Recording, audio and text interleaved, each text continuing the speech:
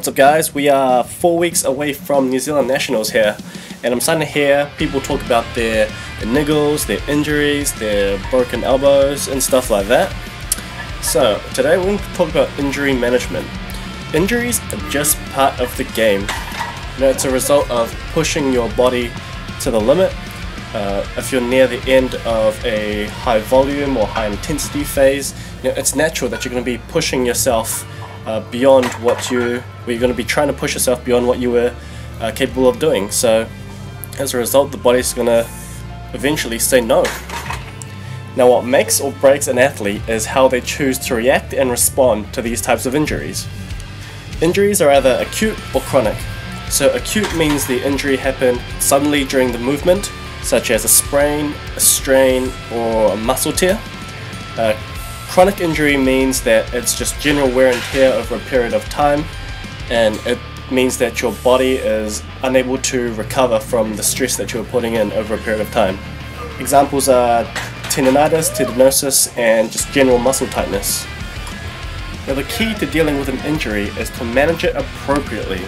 Now I'll tell you what not to do, and that is to go get your ball or stick or your favorite self-myofascial release tool and go aggravate the injury even more.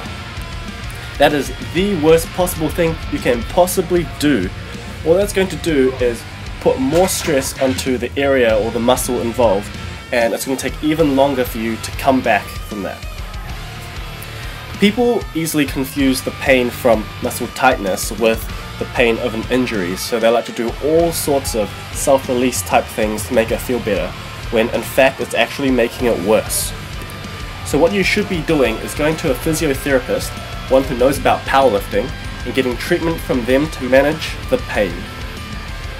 Now this treatment isn't going to be magic, it is going to help manage the pain so that you can keep training without making the injury worse. And it's also up to you, it's your responsibility to auto-regulate and reduce the volume and or intensity so that you don't make the injury worse. As long as you can get some sort of training stimulus and make it to your taper, you're going to be able to deload and rest, and you're going to be okay on meet day. Your body needs time to recover from injury, and if you can't take time off, the next best thing you can do is to reduce the amount of stress you're putting in so that you don't impede recovery.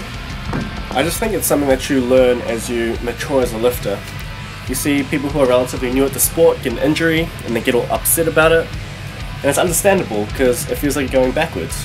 You have to come back from the injury, and then you have to go through all the training that you did leading up to the injury.